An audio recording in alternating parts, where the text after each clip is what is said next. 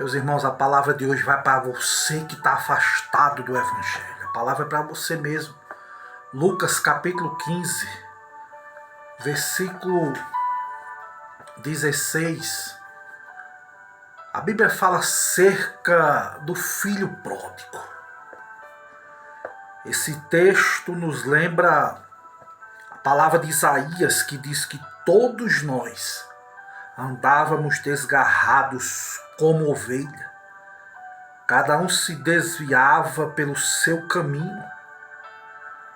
Já conhecemos essa história por vários ângulos e hoje vamos analisá-la à luz da pergunta: e se ele insistisse em permanecer na sua atitude, afastado de casa?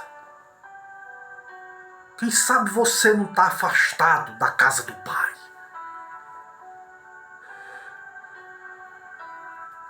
O que é que acontece? Porque fora a comida de porcos, em casa existe pão.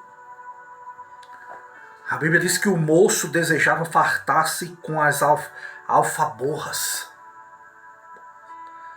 A alfaborra era a comida que os porcos comiam. Era uma lavagem gordurosa, imprópria para o consumo humano. Nem os pobres miseráveis comiam dessa alfaborras. Na sua casa tinha pão. Ele mesmo reconheceu que os empregados de seu pai tinham fartura de pão em casa. E o próprio filho, que agora comia comida que nem os empregados comiam. Veja como isso é forte. Esse é o grande dilema da raça humana. Pão ou lavagem? O que é que você prefere comer? Pão ou comer lavagens de porcos?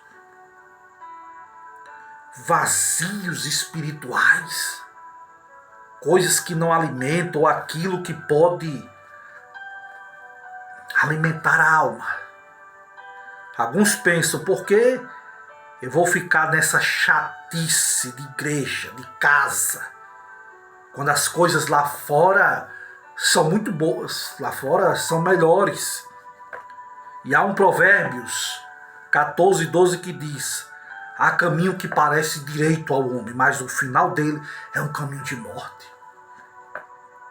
Na casa de Jesus tem pão. Jesus disse: eu sou o pão da vida. Fora de Jesus a alma não é alimentada. Fora de Jesus Cristo só existe lavagem de porcos. Por que voltar? Porque fora a comida de porcos, e em casa, meu amado, tem pão. Tem o melhor para a tua vida. Fora existe escárnio, em casa existe beijos, existe perdão. A Bíblia diz que ele se ajuntou aos cidadãos daquela terra. A ideia do texto grego aqui é a seguinte: nem emprego ele conseguiu. Então ele encostou na casa de alguém e se decidiu ficar por ali. Enquanto tinha dinheiro, era respeitado. Este é o problema de uma vida estruturada em bens materiais. Mas depois de perder os bens, veio o desrespeito. Ele recebeu o pior dos trabalhos. O jovem pródigo, o filho pródigo. É o camarada que tinha um humor bem sarcástico. O mandou cuidar dos porcos. Aquilo que nem um judeu faria, amado. Porque o porco é um animal imundo. O judeu não cuida de porco. A atividade mais baixa. Lavar latrina não era nada. Capir terreno dos outros não é nada. Aliás, pedir esmolas seria mais digno do que cuidar de porcos. E não era nem porcos dele, era porco dos outros. Mas em casa havia o melhor. Fora ele recebeu zombaria, em casa ele recebeu perdão. Deus nunca se preocupa com a respeitabilidade humana e nem com a conta bancária. Ele não está apenas buscando pessoas perfeitas. Ele anda à busca de gente imperfeita, pecadora. É isso que ele busca. O Senhor veio buscar aquilo que se havia perdido. Ele dizia: eu estou aqui morrendo de fome. O texto é enfático. Não é uma figura de linguagem. É alguém que estava prestes a morrer de fato. Mudar não é humilhante. Humilhante, meu querido, é você morrer de fome. Se converter não é humilhante. Humilhante é a vida errada, arruinada que você está vivendo. Acertar as contas com Deus não é humilhante. Mas insistir no erro, sim. Voltar para casa, meu irmão, não é humilhante. Humilhante é continuar longe de Deus. Fora só tem morte, mas em casa tem uma festa te aguardando. Ele queria a comida dos porcos. Lá fora, mas em casa ele ouviu: tragam um novilho que separei. Era um bezerro que estava guardado para uma grande festa. Tem um bezerro preparado, esperando por você. Pessoas não têm medo do erro, do ocultismo, de bater na porta dos inimigos, mas têm medo muitas vezes do evangelho. Pessoas que têm medo de Deus se acostumaram com o mal, têm vergonha do bem. Se você está longe de Deus, pode apresentar uma série de desculpas para não voltar, mas são apenas desculpas e nunca razões. A única razão para não voltar para Deus seria se Deus não aceitasse, mas Ele o aceita de volta. Este mundo é um mundo cheio de ilusões. A história do moço que saiu de casa depois de pedir adiantado sua herança, antes do pai morrer, é uma história de ilusões. O moço que se deixa seduzir, Senhor, por ilusões que o enganaram. Então depois ele descobriu algumas realidades. Se as ilusões foram frustrantes, as realidades eram recompensadoras. Vemos 3 ilusões que aparecem no relato deste jovem, deste moço. Em primeiro lugar, vemos a ilusão da falsa liberdade. A ilusão de pensar que a liberdade é fazer o que quer. Vivemos numa época em que o homem está no centro, em que ele põe a mão no nariz e diz que é dono da sua própria vida. Vivemos na pós-modernidade, sem regras. Não há convenções, cada um faz o que acha melhor. Dizem: o que é verdade para você não é para mim. O que serve para você não serve para mim. Você vive a sua vida e eu vivo a minha. Há muitas pessoas seguindo a trilha da falsa liberdade. Exemplo, pais dizendo: não vou dar nenhuma instrução religiosa, moral para os meus filhos quando eles crescerem, que eles escolham o que eles quiserem. Está errado. A Bíblia diz: ensina a criança no caminho que se deve andar. Existe uma ilustração perfeita, onde diz que em um livro para crianças, um certo homem leu que era a história de um trem. E ficou admirado como as bicicletas, como os velocípedes podiam andar por todo lugar, e achou que ele também devia ser livre.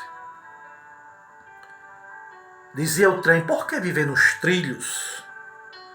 Então ele saiu dos trilhos e viu um gramado bonito com flores e foi para lá. Só que como era pesado, ao chegar lá, afundou. Moral da história: regras, princípios, padrões não são algemas, são trilhos. E quando a pessoa presume que pode seguir seus próprios instintos, viver por seus impulsos, fazer o que lhe dá na telha, na verdade ele se torna escrava e experimenta uma das piores sensações que o ser humano pode ter, a sensação de vazio, de angústia. Viver no domínio dos instintos não é ter satisfação, é animalizar-se, ser escravo dos instintos, é mergulhar no vazio, na frustração. Esta foi a ilusão que o jovem filho pródigo mergulhou. Para que viver de uma fazenda dessa? Lá no mundo é melhor, dizia o filho pródigo. A segunda ilusão eu vejo a ilusão da segurança econômica. O dinheiro não é mau em si, mas ele é neutro. Os bens são amorais. Não são positivos, nem negativos. É o uso que fazemos deles que vai determinar. Uma nota de R$50 pode pagar uma prostituta, pode comprar uma droga, mas também pode alimentar um faminto. O fato do moço ter recebido sua herança não era errada, porque em última instância o pai concordou.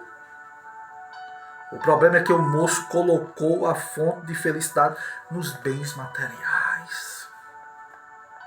Este é o mesmo problema de muita gente. Exemplo, o sentido da vida muitas vezes está no novo computador, no iPhone de última geração, nos cartões de crédito, no poder. Hoje vivemos em função de coisas que julgamos imprescindíveis para a vida. Foi o caso do moço, só que quando perdeu tudo, descobriu que estava vazio. O moço estruturou a sua vida de duas ilusões, de se dispor a vida como quisesse. Sentou-se nos bens e ficou frustrado. Terceira ilusão desse jovem, eu vejo que ele teve a ilusão dos falsos amigos. Enquanto esse jovem tinha dinheiro, ele conquistou vários amigos. Evidentemente, o filho pródigo não gastou dinheiro sozinho. Viveu muito bem enquanto tinha dinheiro. Quanta gente tem colocado o sentido da vida nesse tipo de amigo? São pessoas muito frágeis, de imagem própria. Precisam de aprovação alheia, necessitam viver em grupos, em bando, precisam de aceitação.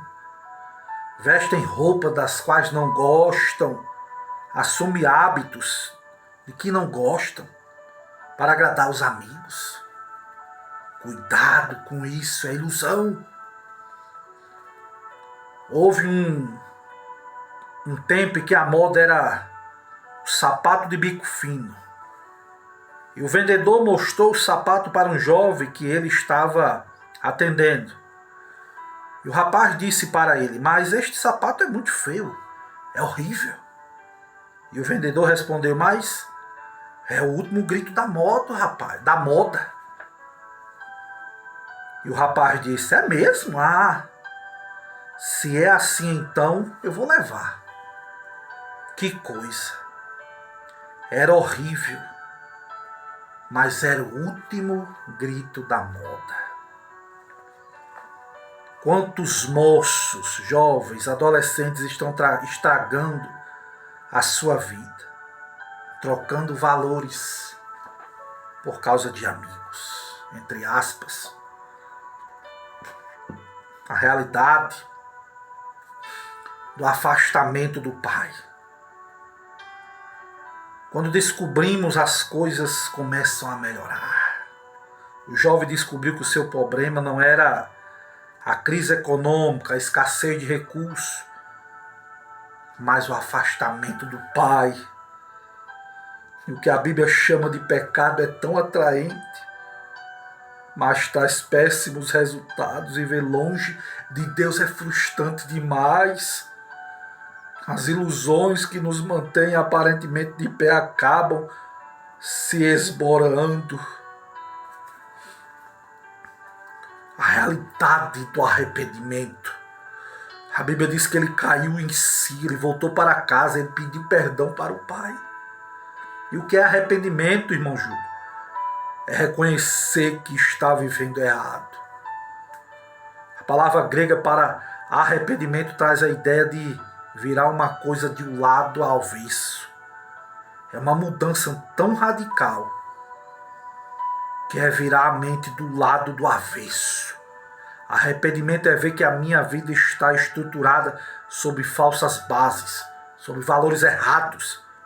A primeira realidade sem a segunda de nada vale. A realidade do perdão, esta foi a realidade mais profunda. Na realidade, o pai estava esperando por ele. Viu quando esse jovem, o filho dele, vinha longe, onde todo mundo viu um mendigo. O pai conseguiu enxergar o seu filho. Este é o caráter de Deus. O Deus que está atento, esperando você de volta para casa de braços abertos. O pai esperava por ele. O pai espera por você. Ilusões espirituais são danosas, podemos ser iludidos por muitas coisas. Em que estágio você está? O da ilusão ou da realidade? Você está iludido? Seduzido pelo brilho do mundo? Ou vive a realidade da consciência, da volta e do perdão? Mas existe aqui uma personagem interessante. O filho que ficou em casa. O irmão desse rapaz que ficou em casa. Jesus conta uma parábola visando confrontar os escribas, os fariseus que o condenavam por receber muitas vezes os publicanos, os pecadores. Jesus era muitas vezes criticado por comer com esse tipo de pessoa. Nós cristãos estamos sujeitos a cometer esses erros graves. Primeiro, negar a prática do perdão como ensinado pelo nosso Senhor. Segundo, murmurar contra o Pai. O exemplo dos judeus no Êxodo. Nós podemos cometer o terceiro erro de deixar-se envaidecer a ponto de não mais reconhecer os seus próprios erros. Jesus contou essa história querendo que um grupo de ouvintes dos seus se identificasse com esse homem que se achava certo aos seus olhos, mas estava errado aos olhos do Pai. Olha o que o filho desse homem disse. Que festa é essa daí que está rolando? Isso era o filho do teu irmão que chegou. Seu pai deu vestes novas, sandália nova, deu um anel, matou um cordeiro cevado. E aquele jovem se entristeceu. O próprio irmão dele. A Bíblia diz que ele disse, quer dizer que eu sou fiel a tanto tempo.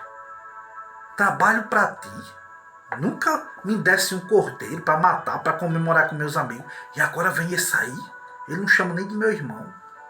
E agora vem esse aí. Gastou tudo que o Senhor deu para ele e o Senhor recebe de braços abertos. E ele diz, tudo que eu tenho é teu. E tu sempre estás comigo. Mas o teu irmão, o Senhor lembra ele aqui, é teu irmão. É um ser humano que tem erros, que tem defeito igual a você. Ele estava morto e reviveu. Ele estava perdido e foi achado. Você não, você está em casa, em paz comigo. O erro do filho que ficou em casa ao avaliar o pai. Errou ao murmurar contra o pai. Ele reclamava de ser alvo de um tratamento desigual. Estava se sentindo injustiçado. O pai respondeu mostrando a verdade. Meu filho, você sempre está comigo. Tudo que eu tenho é seu, rapaz.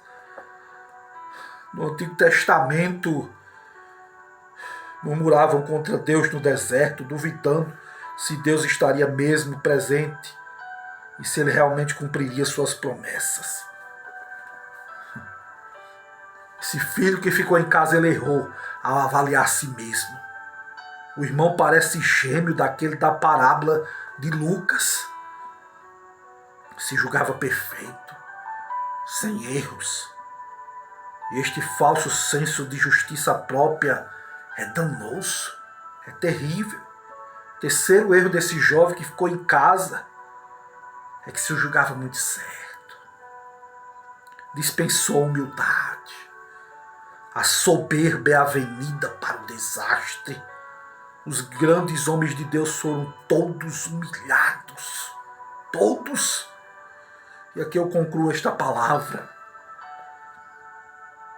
Estes foram os 3 erros do homem que se julgava certo. O filho do pai, o irmão do filho pródigo que ficou em casa. A sua comunhão rompida com algum outro irmão e você tem se negado a liberar perdão. Talvez você esteja envolvido no pecado da murmuração.